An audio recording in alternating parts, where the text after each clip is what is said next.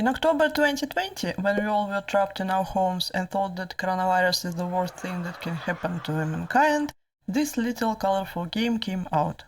We played it, it helped us forget our problems for several hours, and then we came back to our day-to-day misery. But can it dispel our misery today? Can it get us into Halloween's mood? Pumpkin Jack, what's it about? Brace yourself and let's find out. This review will contain spoilers to a story and a gameplay, so be warned. The devil was bored, so he cursed the world and brought mindless monsters which lay waste to every town. Again, not too different from a real world nowadays. But pesky humans want their safe lives back, so they called upon a wizard who can end the curse. And the devil called upon a champion of his own, Pumpkin Jack, who is set on a mission to destroy the wizard. Destroy the wizard and you're free. It is as simple as it can be. But there is a catch. Devil's monsters are so mindless that they also fight Jack, because they feel a human soul inside the pumpkin. So during the game you mostly fight various monsters. The story is really straightforward and not very complex, but the story isn't the main source of this game's attractiveness. It's more about presentation and atmosphere. For example, intro and chapter summaries are made in these beautiful 2D pictures, and the delivery is very funny. You play as Jack. He is a trickster and anti-hero. His soul was put into a pumpkin and he was granted a body to complete the mission.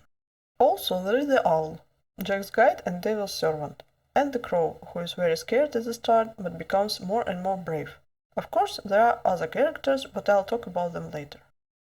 Jack the Owl and Fearful Crow, all set up and good to go. So in the menu you can choose a level to replay, buy or see skins.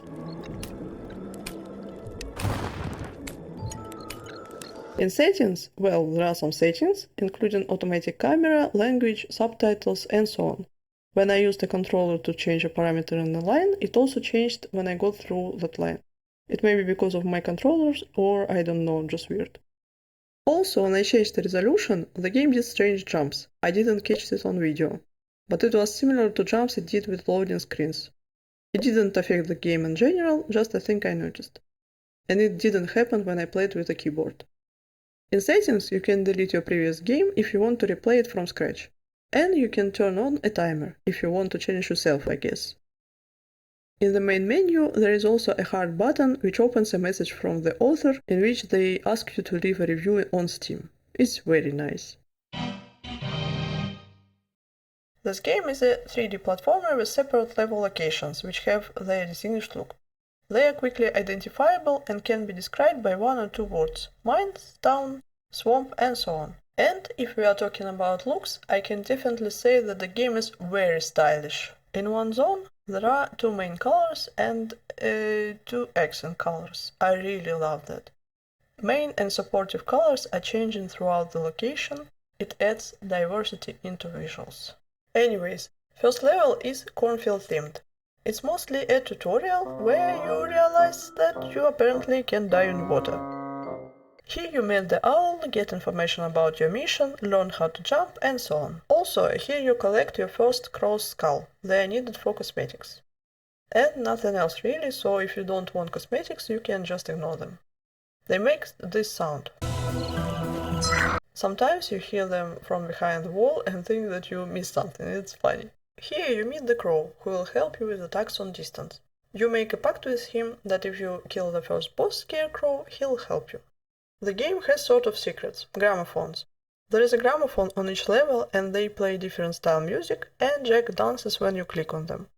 It's a very cute bit of creativity that diversify your experience. They are pointless in a good way. By this kind of stuff you understand that this game is a product of love, you know? A person who added this cuteness did it because they wanted it, and it was creative, not because it will increase sales for 10%. The game is automatically saved when you reach a green cauldron, and before some difficult zones. In addition, you can drink from the cauldron to regain health. Throughout the game, you get different weapons, and this rusty shovel is the first of them. With the weapon, you can hit various props to gain health. You will need it in the boss fight and in next levels. First level is very introductory and easy, so it is not really needed. But you should be careful with candles, fire burns and spreads quickly. Sometimes there is a challenge of sort, places with a bunch of enemies, and when you kill all of them, there is a crossed skull as a reward. This man sells skins to Jack, and it's hilarious to read their dialogue. I harvest the skins of interesting dead people. Oh my god. Yeah, we can't kill the salesman, and you can find him on each level.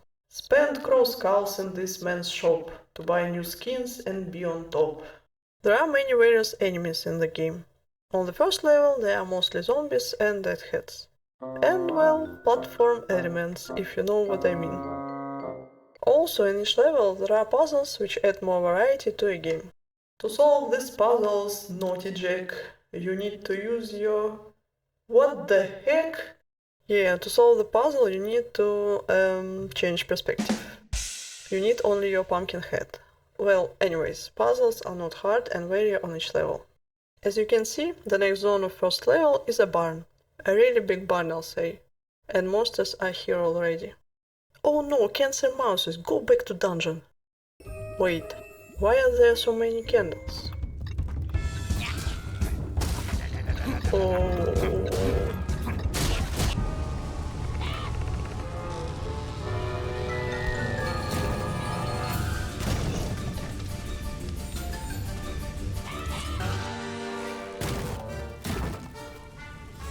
So we run through a burning barn and get to a boss.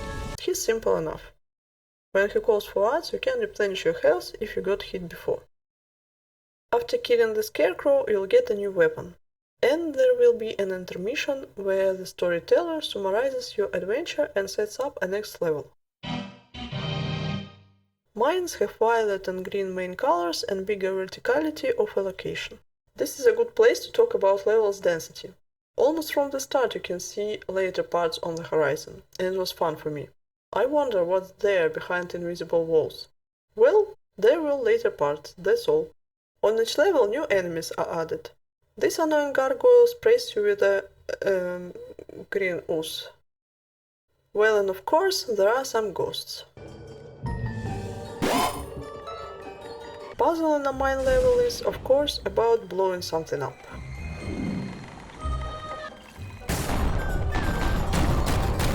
There are intermissions in each location.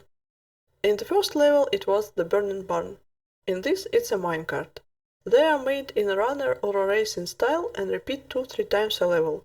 So if you don't like one of these, don't worry, they will return. But this trolley one is fun. Like a breathtaking roller coaster. You drive to an upbeat music and feel absolute excitement. I like that an archer behaves like an archer, runs away and tries to keep distance, when he is not bugged. Well, we had a dynamite, a minecart, why don't get both? The only thing I can say is, the view is gorgeous. This gorgeous looking pink and green. What fun will trolley riding bring? At the end of the chapter, as last time, you come across a second boss. It's also a rhyme. It's harder than first. You need to run and position yourself well. Jack sounds fun when he's hit. Anyways, at the end of the chapter you get another bit of story and a new weapon, a magical sword. I know what you are thinking. A swamp? Oh no! But they made a swamp really beautiful by adding different zones and activities. We have just a swamp, green with yellow, ghostly swamp, more bluish and violet, and a zone with mushrooms, dark blue and orange. Magic Sword sometimes speaks with you, calls you grasshopper, and tells that you are not prepared. And somewhere here I realized that all weapons have special abilities after a double jump, so here they are.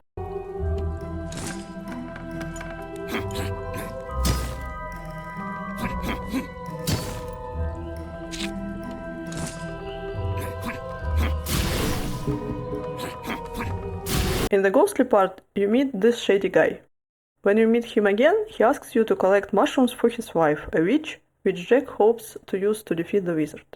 And Crow is too delighted about mushrooms. In this zone, you need to activate big orange mushrooms and jump on them. Of course, they have a timer, so sometimes you need to think twice. For example, do you need to double jump or just jump?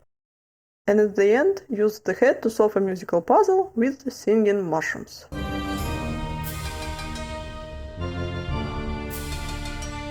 After you return mushrooms to that guy, he allows you to use a horse. The horse is another intermission. And it's not a minecart. First time it's easy enough, but next two are not really a pleasant experience. Maybe if you turn off an automatic camera angle and settings it will be better, but I don't know. But it's not all for the swamp. Meet a ferryman. And his boat is also a sort of intermission. On the way you change your boat, fight ghosts and zombies, but the hardest part is to understand what to do when the boat starts to turn bottoms up. When you get used to it, it becomes fun. The ferrymen bring you to a witch's forest, and it's another zone I forgot to mention. It's kinda green and red. And after that and another horse ride, you get to a boss. It's harder than previous. Well, I think they have a good progression. Every new boss and every new enemy is harder than previous, but not much harder. Anyway, after defeating the boss, you get a new weapon and go to the next level. Don't make mistakes like a beginner. Don't go Jack to the vegan's dinner. A gun has a nice feeling, and March is playing in the location. And of course, a war zone has a red main color. In this place, some enemies have a shield, so you can't hit them by the crow and need to come into melee. Also, this is a human town, and there are new enemies in addition to monsters, human knights and snipers. To blow up stuff, you need to push a cart with powder. Sometimes there is a crossbowman with a really big crossbow, and you need to blow him up. Use boxes and towers as a shield if you need. Puzzles in this location are about brute force. And there is the cart. This cart is the worst. I died here 7 times. Something just felt wrong with controls. I tried to do it with a controller and with keyboard. They both felt off. Well, and do you remember the formula? It will return at least once. Oh god. But before cards returns another thing. This time while you are going by boat, snipers shoot you under their shields, so it's harder than last time, but still enjoyable. Not the card, you know. Well, you can just evade shoots anyways. Finally, you get into the city. Rats infested the town. You know, now it looks like Uberschike. Oh god, the kart racing again. Well, this time it was better. It might be the matter of habit, I don't know. And there is a boss. It's hard enough. You need to understand what's going on and position yourself, because sometimes the floor is lava, and human knights are not on your side. Where did he keep it? So from the last boss you've got this cool looking scythe. And now you are in a graveyard. It has blue and violet colors, very mysterious and otherworldly. This gentleman asks you to bring him grimoires from crypts. In this location you meet one of the most annoying enemies, a ghost knight. He is invisible, and invincible while invisible. He appears before attack and then you can hit him. You can find him by his glowing yellow eyes. Look at this beauty! In this location there are also gargoyles. They are standing on a column and throwing stuff at you. You need to destroy a column and kill a creature before it creates a new column. What now? Okay, so a flight with a gargoyle is better than a cart. But you need to flip wings. I didn't understand it firstly. And don't get too high. Graveyard's puzzle is about destroying graves with the same surname. Some names are funny. Leia Walker and such. Oh wow, this is Jack's grave! So you go further to this cathedral. What? No, we don't want any Church of Gears here. Go back to the Library of Ruin, Eileen. Phew, calm yourself. So apparently, this is the architect of hell. So different, you know. His hobby is to reconstruct the cathedral, and he duplicated himself to do this. Okay. He can open a portal to the wizard, but he needs energy. He wants you to release deadly sins. Again.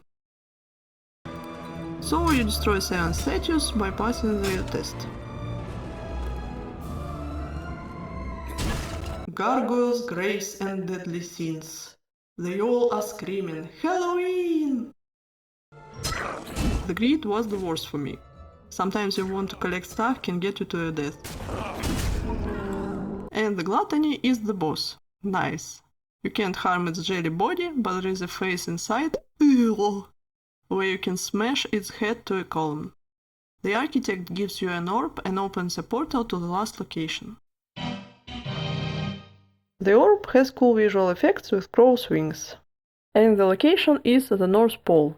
I think everyone noticed that shops start to already sell Christmas decorations in October, which is mad. But the location is very beautiful. It has snow, pink and bluish turquoise colors and very Christmassy music. Meet a new enemy, an absolute horror, or a snowman that throws carrots at you. Don't forget to stand with Crow before getting to melee. To cross the zone, you need to activate these pink bridges. Also, in this location there are ice floors on which you can walk. You need to be careful with your abilities on islands, because the next part of the level is a village. Just look at it. Here you meet the next enemy, a Christmas tree. It spins really fast, so you need to be accurate in your movements. And you can stand with Crow. Burn, baby, burn! Jack is already on the naughty list, isn't he? When I played the game for a recording, I didn't have enough Crow skulls to buy the last cosmetics. But you can replay levels and buy skins in the main menu. The last puzzle is the Santa's workshop. Mr. Santa, we need just to go through. Yes, we are the bad guys. Oh no.